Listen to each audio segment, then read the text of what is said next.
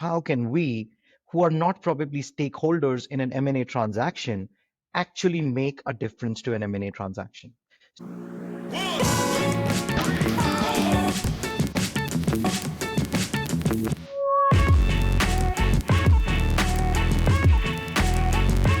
Mohit, welcome to the show. Glad to be here. Thank you so much. Fantastic. So first of all, let's start with a quick shout out to our good friend Miguel Galatas for making this happen and introducing us. Absolutely. It was good that Miguel took this initiative, and I'm glad we're here and very excited to see how this goes. Perfect. So maybe to kick things off, we just got back from InterSolar. I actually skipped it. I have a 7-week-old baby, so I couldn't make it. But what was your feeling about InterSolar? How did you like it? I think it was a great event. It was my first time, so I will tell you that I was surprised by the scale of it. It was larger than I thought it would be, and it was also more effective than I thought it would be. Because sometimes when groups get larger, the effectiveness kind of dilutes. But I had the opportunity to have some great conversations, especially on sidelines of whatever is happening in the world with tariffs on one side, and then we saw what happened with the grid in Spain. But amongst everything, you feel everything is falling down, but you have this optimistic group of women and men who are passionate to make renewable energy work, right? And I think that's what was the underlying tone of the event, was that how do we make this happen, right? How do we make this happen profitably, sustainably, great for the earth, and also great for the shareholders and the stakeholders, right? So the overall passion about clean energy, I think that was an amazing experience for me to have that consistent interaction where the underlying tone was, let's make this happen. Indeed. And I think these are the kind of testing by fire type of times, right? When we actually see the great entrepreneurs separated from the good ones, and the ones who persevere and survive and push through these obstacles. I think that those are the ones who are going to reach great success. Right. I think every adversity comes with an opportunity, and we just have to have the right folks looking for the right opportunities and making things happen when nobody believes that a lot of things can happen. Yeah, that sounds like a Warren Buffett quote. And on that note, if you're talking about successful and great entrepreneurs, can you give the listeners a quick intro about yourself and Enerdatics, of what you guys do, what you guys offer? Absolutely, Peter. Thank you. So for everybody who's not heard of Enerdatics before, Enerdatics is a market intelligence platform which takes a bit of a different route to market intelligence by not limiting ourselves to just news. We want to be very focused on data. We want to be focused on analytics. We want to be focused on how can a market intelligence tool, or how can we, who are not probably stakeholders in an M&A transaction, actually make a difference to an M&A transaction, right? So that's where we sit, with a belief that great data, great analytics, great minds can positively influence M&A as our first mission, but subsequently many more. And I started the firm in 2021.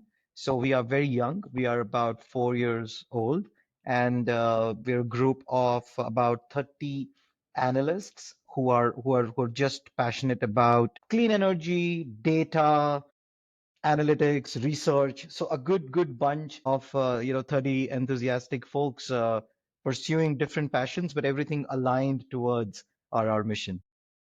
Wow, that's a great start. When it comes to the market itself, you guys are based in India. You guys based in Bangalore. You're serving a global market, and are you industry agnostic, or is there any industry that you are more focused on than the other?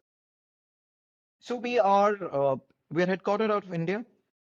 Majority of our customers are Europe and US based, and we have few customers in South America and Australia as well. So I was looking at it. We serve customers across, I think, more than 10 time zones. So it's very interesting how the world has changed and how these things happen now. In terms of the industry, renewables is our large focus, and solar, wind, and storage occupy majority of space in our minds on our and in our product, but essentially we don't have a bias as such or a focus as such.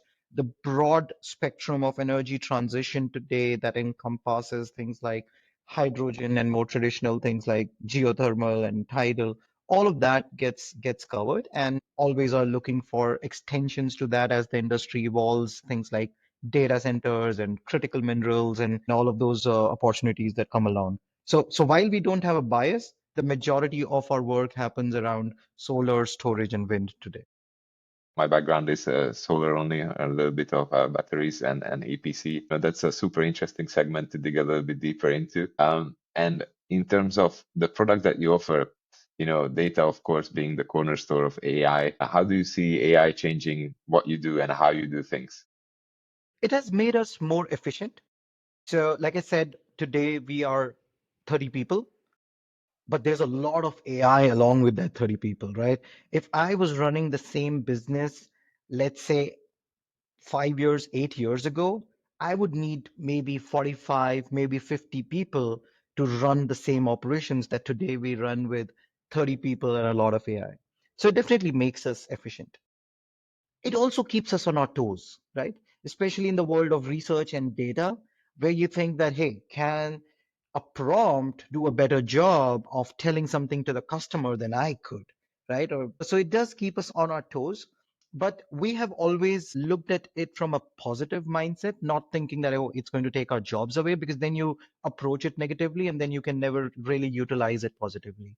So we've embraced AI with a very open mind, and we've used so much of it. If there was ever a budget item that was and the line item was AI, we spend a lot of dollars, just utilizing AI effectively in the organization. So it's interesting. It's interesting that it has kept us on our toes, made us more efficient, and at the same time helps us really appreciate where technology has come through the years. Some of the stuff that I can do today with AI, we were trying to do that in 2021, so not too old. When we started the company, we were trying to use natural language processing, and we just couldn't do it, right? We just couldn't use it. The technology wasn't there. And the same task today is being done in minutes, if not seconds, with AI. So our approach is to take it positively and see how we can better serve our customers using AI. Yeah, makes perfect sense. I can only echo that. And can you walk us through the founding story back in 2021? What was the issue or the need that you have identified, and how did you zoom into that? Sure, sure. It's an interesting story because if we recall, 2021 is the year where still there was impact of COVID. So at that point of time, I'm today surprised. How did I really think about starting a business when a lot of things really seemed uncertain? But I'll tell you how the journey was very simple. I was looking to do something after we sold our previous company, which was focused on oil and gas, similar M&A market intelligence for oil and gas. And while I was thinking about that, you know, advantage was that it was COVID, so it was easier to just call people and say, "Hey, how are you? How are things?" And hope everything's well. And by the way, I am looking at doing something in energy and data, and get the conversation started. So I had many such conversations, some scheduled, some unscheduled, some really organic in nature, to essentially understand folks in renewable energy who were utilizing data for decision making, what was not working for them. The question really, the underlying question was to ask people, what is not working for you? And I will start a company that will solve that problem. So interestingly, in a couple of conversations, M&A came up because we came from an M&A background. So a lot of people told me that, hey, why don't you think about doing a similar data product on it? And while that came up, I thought, let's just stick to that. Let's solve one problem. Let's start the company, the product, anything by solving that one problem. Can we provide really granular data for M&A professionals, folks who are looking to do deals, and they are looking for granular data that they are not able to find currently? Can we provide that? Can that be a single problem that we can obsess over, look at it in many different dimensions and get that done? And that's how it started. I was tight on budget, so got 5 interns to start working on it. Made a first version was a Google sheet, converted it into a platform myself. Five interns, and just got it started. But the whole motivation was let's provide granular data to M&A professionals. That's a good starting point. So basically, first of all, you turn from the dark side to the bright side, from oil and gas to renewables. And then the second part is the data side of things inside of COVID, right? So I guess COVID could have been seen as a blessing as well for you, that everybody was kind of sitting at home, stuck at home, and they had to be locked to their computers because if you wanted to get some work done, of course, you have to use your computer. So, do you feel that that made your job a little bit easier to kind of validate the idea? 2 points on that. One was that I was because I was at home, and I was at home because I'd moved on from my previous job, and I was looking at doing different things. And interestingly, when COVID hit, I started doing something in healthcare, thinking that now healthcare may become a bigger market. I didn't find that as exciting as energy, and came back to energy. So it definitely helped me just take time to think, right? Things were slower in the world, so you aren't really at pressure to launch the company tomorrow, right? There are other problems in the world.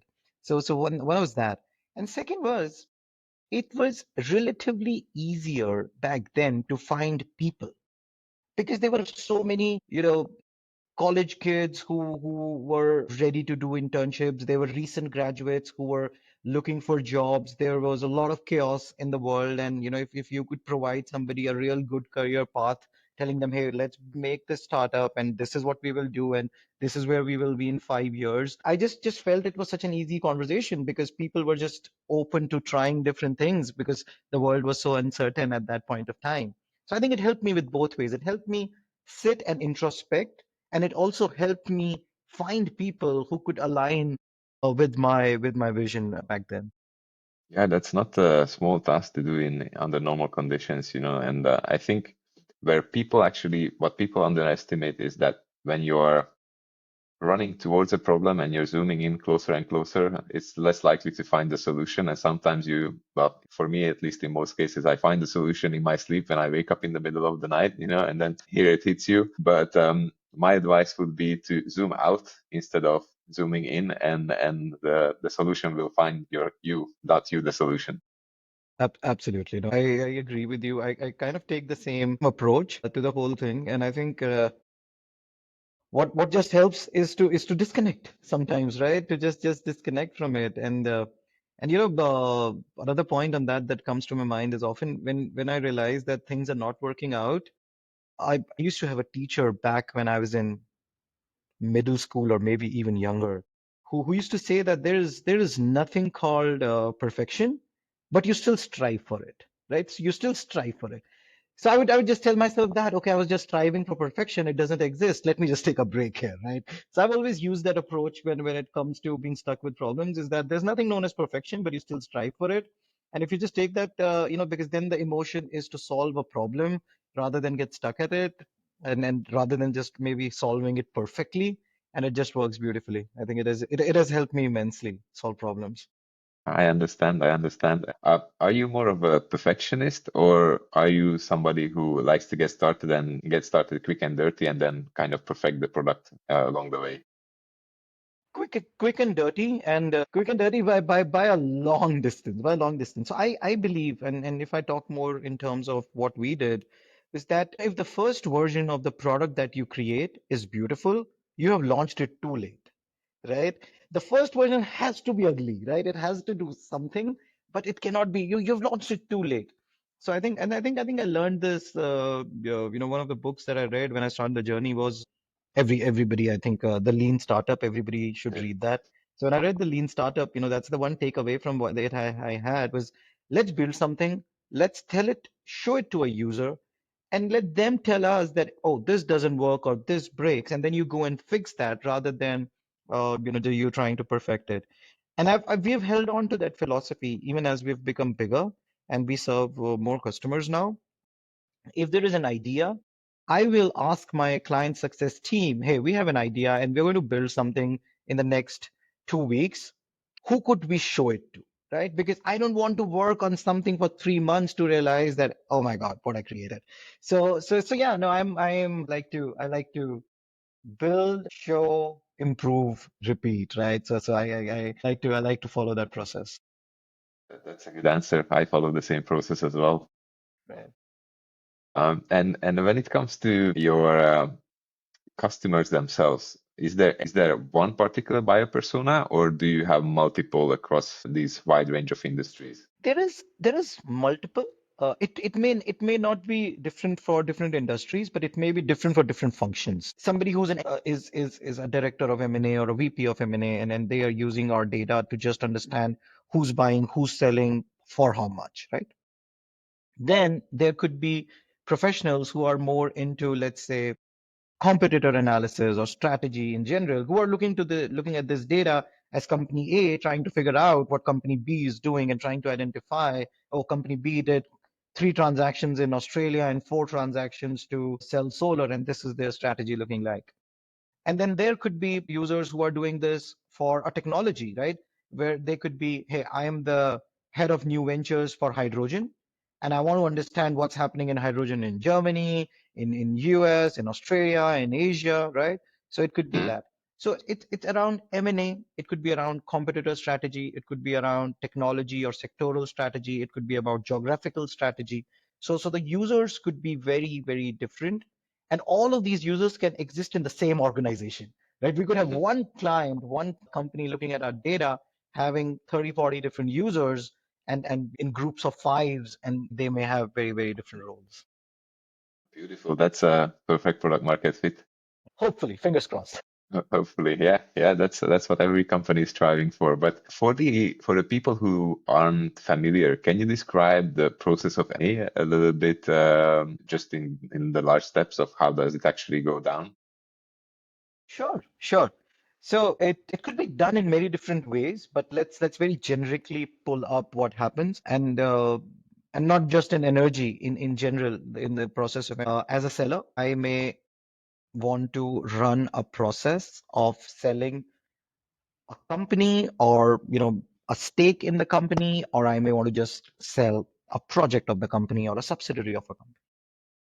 We can then maybe have investment bank run the process. Some people like to run the process by themselves. Running the process essentially means setting up a data room, telling people about this fantastic deal that exists, sharing of information, within the protocols of confidentiality, a lot of boring paperwork, but interesting numbers around that, right? So typically in such a process, you would have a few buyers or bidders that come in. Mhm. And at each step, there is some elimination. Some people look at your data room and say that, oh, this is not for me.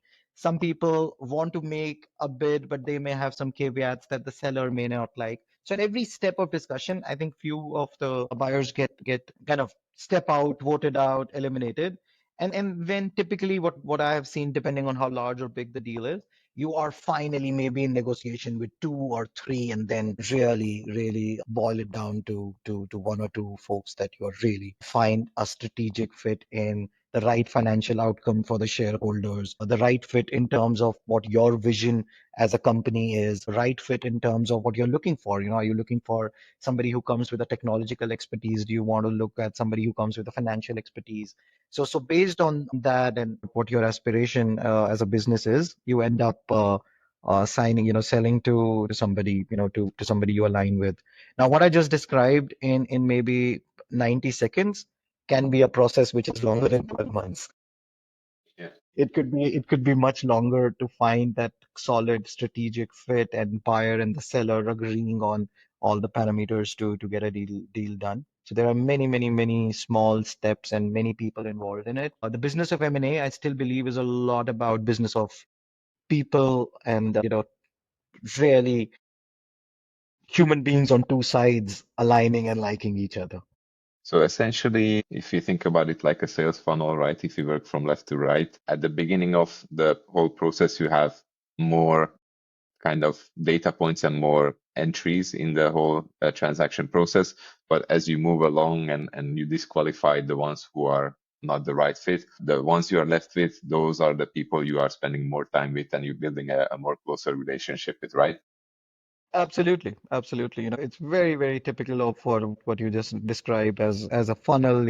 Your first set could be a lot of people who get your information memorandum that hey, here is an opportunity, and would you like to bid on it? And many people may pass on it. So just keeps getting narrower and narrower. It's a fantastic process. I fell in love with it when we sold our previous business. And even though, I wasn't the founder of that one, I was very closely involved in selling that business. And I fell in love with the process. I come from a very analyst background. So I like numbers and strategies and questions and answers and slide decks and Excel sheets. So I just loved the whole process when we did it last time. And what was the best and what was the worst part about it?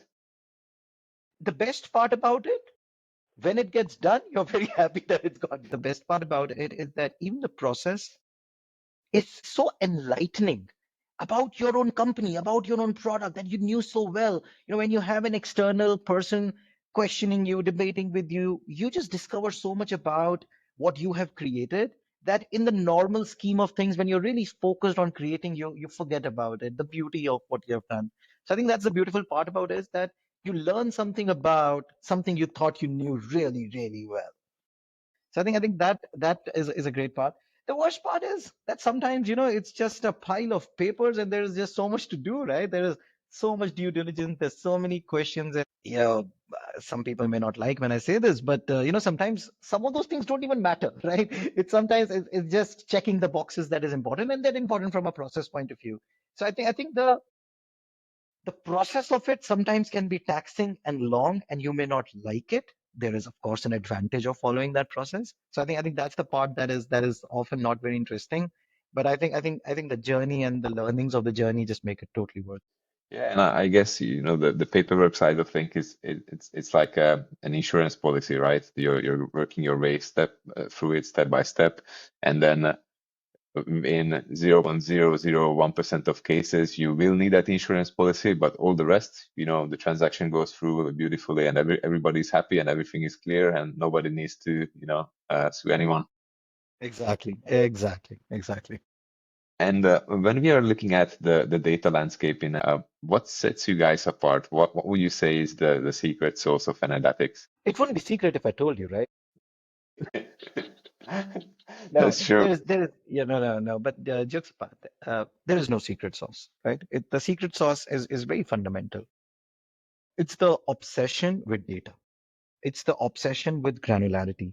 And it comes from my own personal experience of, starting, as an analyst about 16 years ago. I used to be irritated and frustrated by the fact that there would be lesser available granular data and the macro data may not be good enough to be used. So I think that obsession that we started with at the very beginning, that how do we have data that is transparent enough that it gives a user confidence enough to use. So I think that data obsession, or that focus on data became the key of our initial growth and still continues to be an important part, because that transforms into many things. That transforms into the fact that do you have a download your data as a spreadsheet button that is placed beautifully so that the user can find it easily, right? That obsession with data that transforms not just into granular data but also transforms into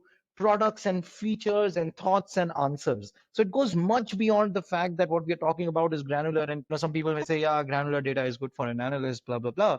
But it's really important because that obsession then means that I have rows and columns of data that can be downloaded, and it can be beautifully downloaded in a laptop that is set up on European Excel settings and an American Excel settings and everything, right? So that obsession just takes you a very long way. I think another we had, or my team had, was M&A, right? Of making an impact on a deal, right? Can you influence a deal without being an investment bank, without being a stakeholder in those discussions? So I think that was another very interesting thing that we have. And the third thing that really works for us is that I tell this to everybody: if you don't take care of the client, somebody else will. So I think that customer obsession is again something that so there is no secret sauce. there is rigorous execution of processes that we have set up. So it's not easy to do. That's why, people underestimate the power of rigorous execution, right? That we do. But yeah, beyond that, I think it's being obsessed with data, being obsessed with serving a customer, being obsessed with making a global difference. I think that sets apart. That just aligns everybody in the same direction. And for me to see that as a founder is so beautiful. That's so beautiful. That's how it always should be. And if you're building on the right foundation, it's much easier to build a beautiful product on top of it. Which actually brings me to a slightly off-topic question. How do you gather data that's actually not on the internet yet, right? When the real world is not translated into the digital twins of the actual project, let that be. Sure. No, that's a good question. That's a tough question, and that's a question that we also get asked in our sales demos. This is still an industry that relies a lot on people talking to people. And I will kind of give more context to it, because this often gets taken in it could be taken, if it's not taken in context, it may not be interpreted correctly. Now, when talking to people, you get access to a lot of information, right? And we have utilized that aspect of our business very effectively, because trust is really important. When you talk to somebody, you have to take things with a pinch of salt. So how we have utilized this, particularly in case of when we source acquisition opportunities that are on the market. Now, when we say that are on the market, they're not really in the digital space often. It's just that somebody knows a developer, or a developer tells us that we're looking to sell. So it's still not on the internet, to answer your question, but it's it's uh it's an engagement between who's telling us this information with us. It goes onto the platform, it goes to our consumers, and then we make those introductions. So the whole process of it relies on the fact that the source has to be trustworthy, right? And because what happens without this is that there could be a rumor. I will reveal a rumor, and I will take no responsibility for it. And then the source doesn't matter. Now, in this case, here is a news. That piece of news is to be acted upon by somebody, and that makes a big difference. So the process of having a rumor that is two conversations bring up is something that somebody doesn't act on, so it doesn't matter. But in our case, because this information that we are getting from people to people contact is something that we are going to act on, that our clients are going to act on, so it's gathered with that intent, and then that just brings a lot of trust into the system. So nobody will tell us something which cannot be acted upon or is a rumor. So we don't get into that kind of information space. So something that is not in the internet is often gathered to people interaction. And our interactions are very focused on them being actionable. So by virtue of that, there's a lot of trust that comes into the process. And essentially, you guys are only acting as a neutral third party, right? So you basically provide them the data, and then they can basically make their assumptions, decisions, analysis based on that data, right? That's correct. And that's the fundamental nature of how a lot of market intelligence generally works. What we have added onto that is an incredible support system through our analysts and consultants. Now, that means that we don't leave you alone with the data. You are looking at the data and you're interpreting it in a certain way. You are making some assumptions out of it. You are also doubting it at times. You're also asking questions about it. So we don't leave you with that. With having access to Enerdatics, you also have access to the consultants that we have, which means that you can actually be on a call like this and talk about, hey guys, I saw this work that you have done, and it looks like that you're making X, Y, Z as an assumption, but I agree with X, I don't agree with Y, Z, and how do you approach it? So I think while we give that unbiased data to everybody, we also tell them that here are guys with whom you can have a discussion. And that aspect of the business in general, I'm not just talking about analytics in our case, but that aspect of the business where you give your clients access to the analyst behind the analysis, that is really powerful when it comes to actual decision making and acting with confidence. You often need that access to the analyst behind the analysis. Okay, so you guys provide quite a lot of aftercare as well. Absolutely. Absolutely. There you go. There is the secret sauce we talked about. It is. It is. I would agree. The number of clients who I meet and who tell me that your client success team is doing a great job. It is exciting, of course, but it's so satisfying and it's so motivational for us to see that, oh wow, you know, is if this can make a difference, we are going to do more of this, right? Yeah, yeah. And I mean, I guess that's also another building block of a successful business that you mentioned at the beginning as well, hiring the right people. Do you have any particular approach to that? Because I think if you hire the right people, of course, they will do a better job, they will deliver a better service. And of course, in India, it's quite easy to hire really, really talented people who you don't really have access to anywhere else anymore. Well, that's a very interesting question. And if we have any founders and or future founders or entrepreneurs listening in, I would like to tell them that you will get it wrong. I don't think anybody always will get hiring right. I have got it wrong, and my colleagues have got it wrong. It is such a very it's a very difficult part of the business, often underestimated. People don't understand the nuances of it completely. That you may fail at it. Setting that aside, if I can add more onto it, our approach to hiring has been simple, yet it keeps changing, right? It has changed when we were on our 0 day, and it changes now as well. The fundamentals of it remain same. The fundamentals are that we want to look at people who are curious. In this business, if you're not inquisitive, you won't survive a long time. We are looking for people who are who are really passionate about achieving something.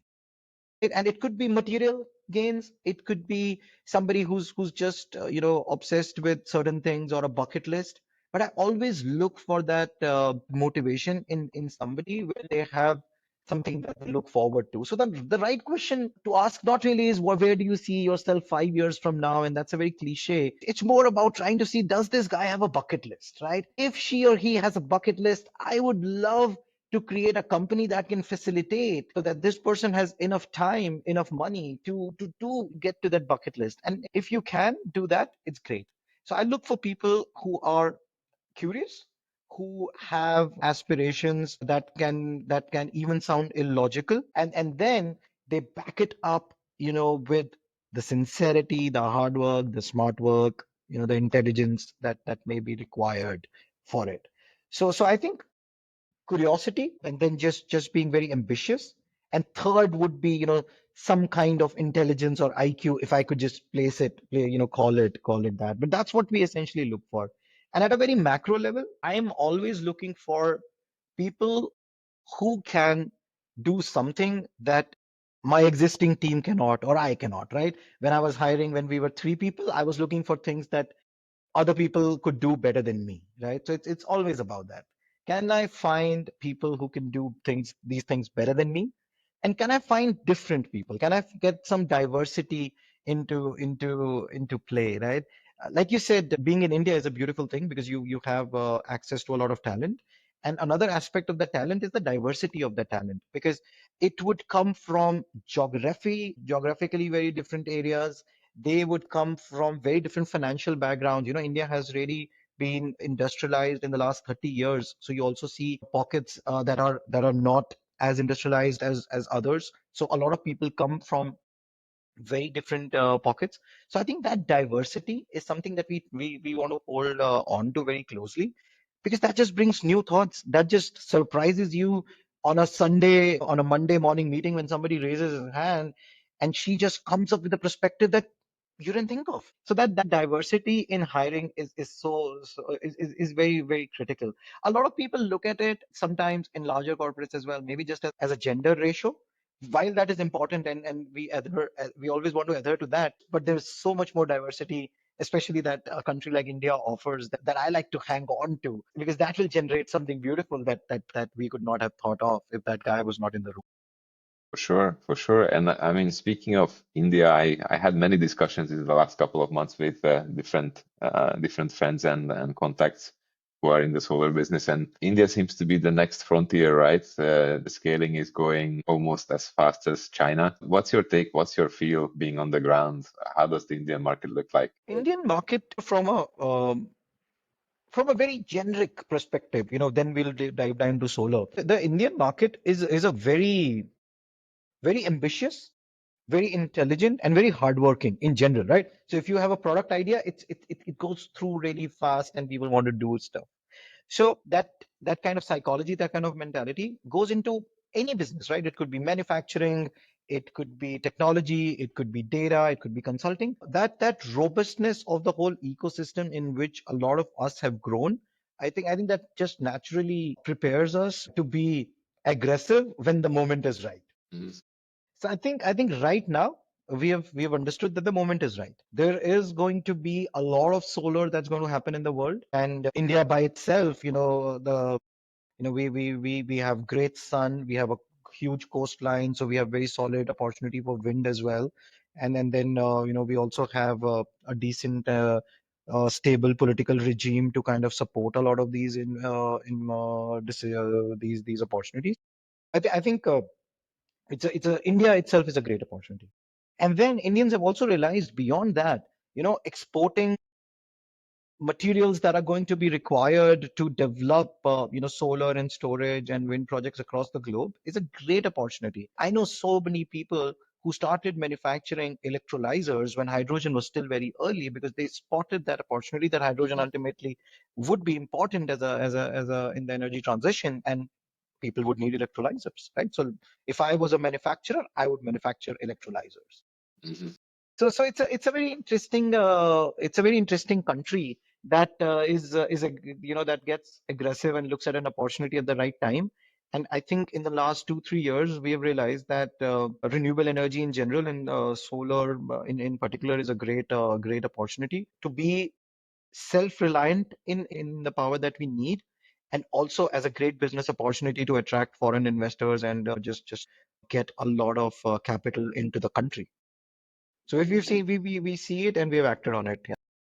Yeah, I mean, a good analogy. One of my friends used this. He was in China in 2008, and that was the moment of uptick when the industry really picked up. The manufacturing started scaling, and now he's in India. So he, he's saying that he set up shop, I think, beginning of last year, and he said he feels the same thing, that people have this mindset of getting things done and really focusing on, okay, how do we make this work, as opposed to, for example, us in Europe.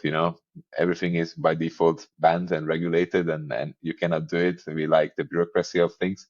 And in Right. India, everything is just moving. There is velocity of projects, etc. So I think that's the right mindset to have. I agree. And I have had a framework to it.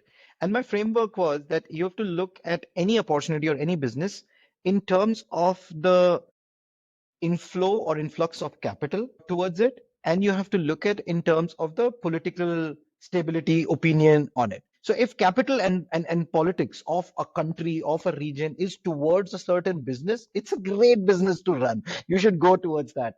In fact, that's why, when I had to choose a particular industry, I said I'll choose renewable energy because I realized that capital was flowing because a lot of PE funds were being set up and they were just energy transition funds as compared to them being oil and gas funds in the past.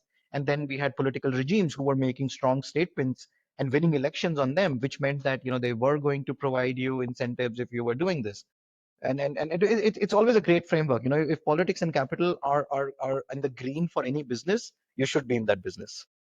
So that's the analyst speaking right there. Yeah, my two and two matrix will come. So yeah, that's the when the analyst starts talking. Yeah, but it makes sense, and I mean, you're very very correct in the sense of, like, okay, you look at the inputs, and then you can kind of guesstimate the outputs as well based on that. Right, exactly. And a little bit of a curveball here. So 2025 has been a pretty crazy year, both in renewables and politics and the mix thereof. Uh, what's your expectation to happen this year in terms of the whole renewable solar business, etc.? That's a question that even I ask a lot of people, right? Because it's a tough one, and I believe that nobody can get it absolutely right. but it's at the same time, it's very important to gather opinions around it and have an understanding of it. I have personally been through in my professional short career of about 16, 17 years, gone through a couple of low cycles in business, right? 2008, 9 is a perfect example of, when there was almost like a shortage of capital in the world. And then oil prices had fallen from, I think, somewhere around 140 to double digits, low double digits. And then also somewhere around, I think, maybe around 14, 15, 16, also the oil prices weren't that great. So when I was in the oil business, we have seen those two kind of downs. And that's why I look at all of this as as again as an analyst, what I call a sine wave. So things are going to go up and things are going to go down. So this is right now, I would say that we are on the I would admit that we are on the lower side of the business. It can be debated why. It can be debated how did we come here.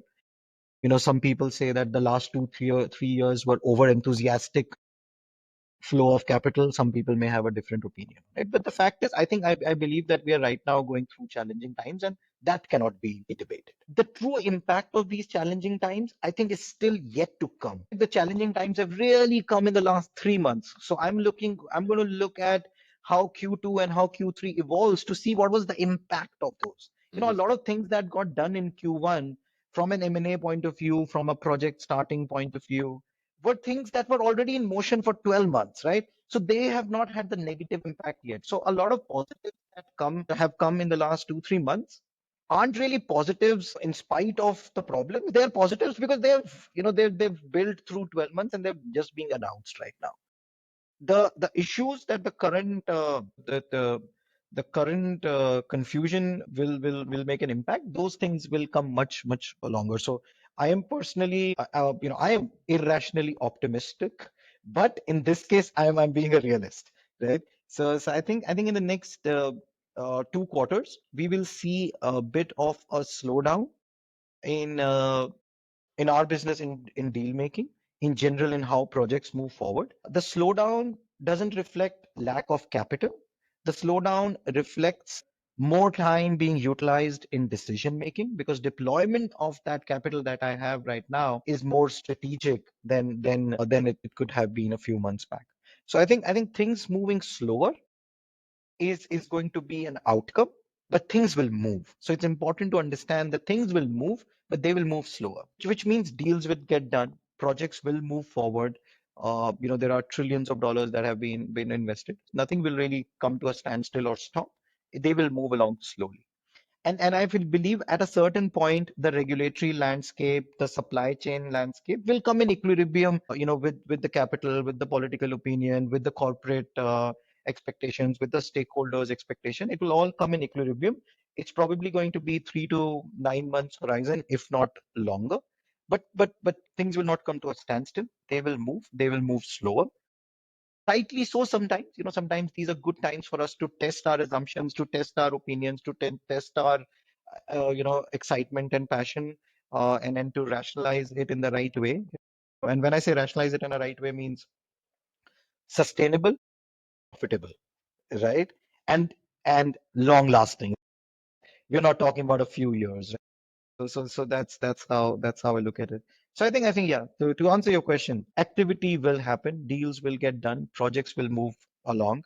They will be slower. Some industries will be more challenging than others. Maybe the world of hydrogen will face more challenges than the world of solar. And it will be interesting how both of these spaces and other spaces evolve as we move along in the next 3 to 9 months. But beyond that, I don't see this industry slowing down. I don't see how in the energy mix renewables will be minority in 10 years. That's not going to happen. The renewable contribution in the energy mix will be really high. We just have to find a sustainable, profitable path towards it. And I think the industry generally is in that direction. And also, there is a big upside to a little bit of a downturn as well, that it naturally raises quality of the products, of the services offered.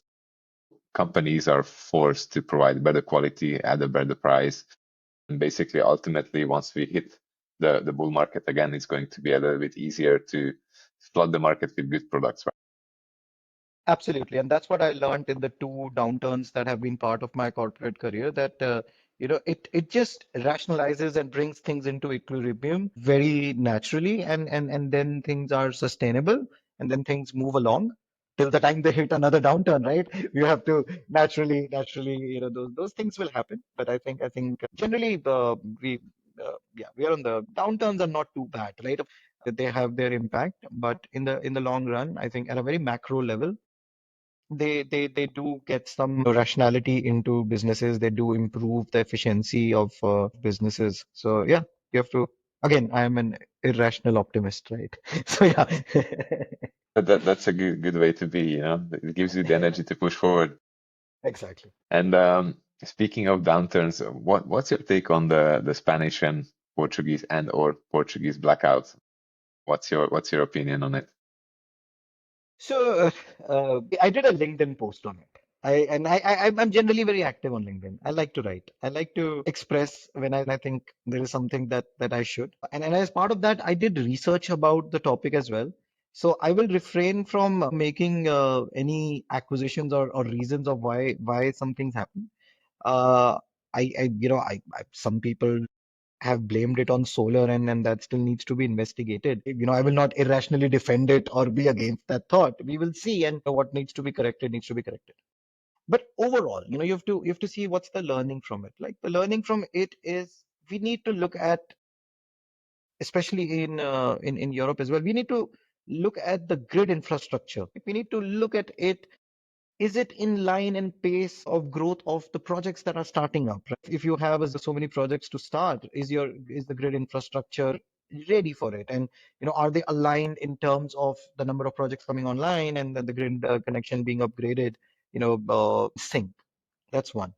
I think second opportunity is for having some battery storage, having good storage as an alternate, if at all, the solar or wind is traced to be a cause of something like this, and in general as well. I think storage is a great opportunity right now, in line of this event, but in general as well. So I think those are two ways which I look at it. That once we conclusively know something, it will be great, and people will look to solve it. But the learning from this is let's still relook at how we utilize the grid. And that means, of course, the projects getting into it. That also means the power consumption at the retailer, all of that needs to be balanced. There needs to be some flexibility around that. And then, of course, great opportunity for storage to play a role in stabilizing all of this. So that's how I generally look at it. It's unfortunate things like that should not happen. It's just I looked at a picture and then there were people who were stuck in the subway, and yeah, okay, I can understand. I don't like that. Of course, nobody wants to be in that kind of situation. But it's also a good learning opportunity for us to fix something. I felt the same way about events that have happened in oil and gas as well, right? There have been unfortunate events in the world of oil and gas, and I felt the same way about it. Let's investigate. We find what's the cause and we work towards that. And even if we don't really find a cause, let's try to generically improve what we can.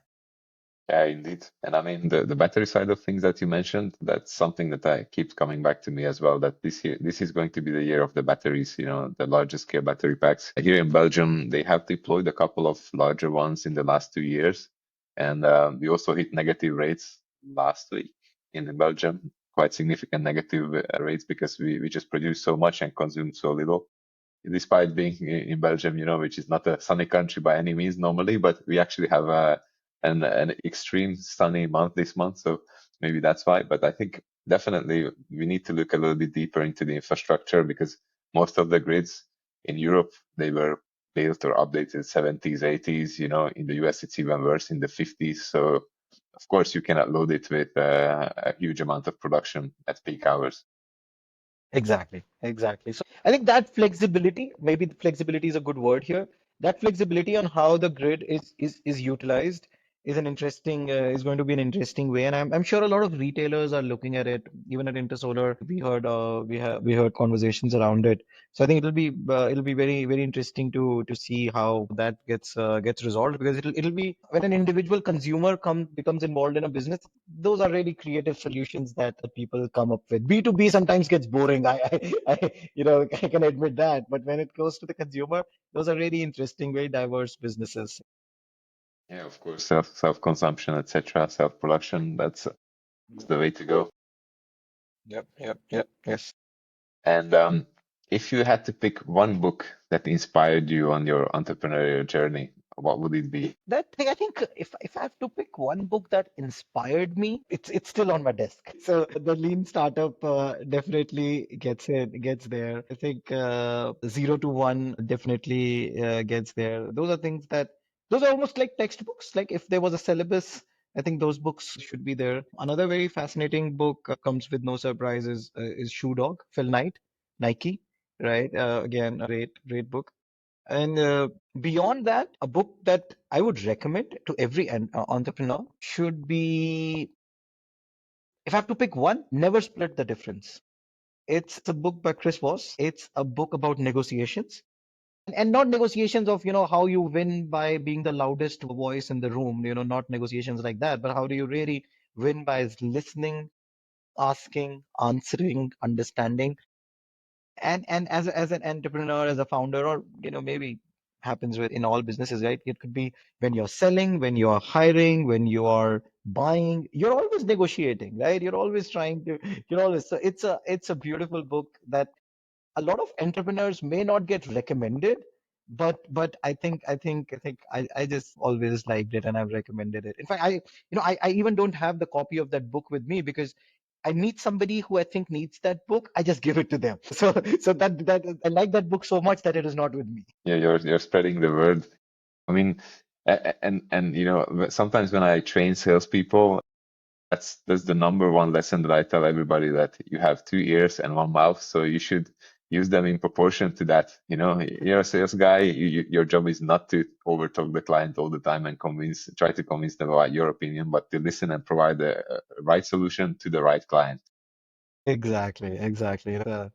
It's so beautiful. And I've read a few books on negotiations, because I thought that was a weak point in my personality, that I would be more giving in a negotiation. So I've read a lot of books, and I totally agree with your thing about speaking less, listening more. Yes. Yeah, but Listening, that's and some people, I'm sorry to cut you off there, but just to some people listen to respond. I think you have to listen to understand. I think that's one thing that I have perhaps changed in myself as I've grown older, and if I may say wiser, is that you have to listen to understand and not listen to respond, and that just changes. That just changes. But don't you feel that the older you get, you feel you're wiser, but the more questions you have than answers? That's a good perspective. Because for me, when I was younger, I never thought about me not knowing stuff. But Oh, the older you come to things with like this naive perspective of, okay, what I know, I know, what I don't know, I don't know, that's it. But when the older you grow, the more you reflect and the more you realize how much you don't know. exactly. No, that's so true. And I think the older you get, there are more perspectives that you're blindsided to when you're younger, and you just open up to them, and then you question a lot of things. Like today, I question in 2021, when the world was falling apart with COVID, why was I thinking of starting a company? Why did I want to do that, right? Why did I want to start up in the world of uncertainty? And at that point of time, I think there was almost no fear of failure. Like today, I may feel that, oh, if this client doesn't, if we don't win that business, what will happen? And I may just think I have more questions than answers, like you said. Back then, I didn't think who's going to buy this product. I wanted to make this product, right? So my first step was, let me solve this problem, and then I will see how I sell the solution. But that's just 4 years. If I talk about my 20s, I'm sure there are so many such decisions that you think about, right? Indeed, indeed. And we're actually approaching the end of our time slot, and I only have two more questions for you. So the Please. first one is, what would be the best way for the listeners to connect with Enerdatics, and what are the things that you are perhaps looking for from the audience, from the world in general? For sure. That's a great question. Thank you. Thank you, Peter, for bringing that up. I think the best way to connect with Enerdatics is subscribing to our newsletter, which is free. So I'm not trying to sell here anything. You can subscribe to our newsletter by coming to our website. You can follow us on LinkedIn. And in both of these mediums, we don't do clickbait kind of stuff. It's all pure ambition to give knowledge, right? And we will eventually, I'm an entrepreneur. We will make money off that knowledge and we will win businesses, and all of that is in the distant future for me. So for today, if people want to get connected and understand what we are doing, our newsletter, our LinkedIn, and both are great resources. We do free webinars every month. Again, great resources to just come in, listen in, and we pick up a very specific problem with a very specific solution. So those are all free opportunities for people to just learn about energetics. And if at any point of time things resonate, if any point of time, if people believe that what we are saying works for them in terms of being a partner, being an employee, in terms of being a client, using our services, again, our website is a great way to reach out to us. I am a very heavy user and believer in the power of LinkedIn. So it's very easy for folks to reach out to me over LinkedIn and have a conversation. Some of the best conversations I've had, honestly, are the meetings that I go to without any agenda. Even though I believe every meeting should have an agenda and a next step, but some of the best I've had was that let's get on a call and explore. Let's explore that we won't do this. Let's explore that we don't want to do this, but let's explore. So I would say this. If you want to reach out, LinkedIn is a great medium. If you want to learn what we are doing, our newsletter, our webinar, our LinkedIn page are great mediums. Nothing is charged, nothing is a clickbait, nothing is a spam over there. Like they say, there are no free lunches at Wall Street, but this is free. This is solid, good intent of just doing the good things. Yeah. We believe you, and we will link to the show notes to all those links as well.